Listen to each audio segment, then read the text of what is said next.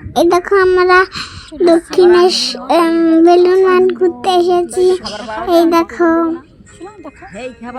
এই যে খুব সুন্দর মন্দিরও দেখতে এসেছে। এই দেখো মন্দির, ঠিক আছে, কি সুন্দর দৃশ্যটা। দেখো আমার মা, ওই দেখো মন্দির, ঠিক আছে। আবার ওই যে আমরা গঙ্গার ঘাটে বসে আছি, ওই যে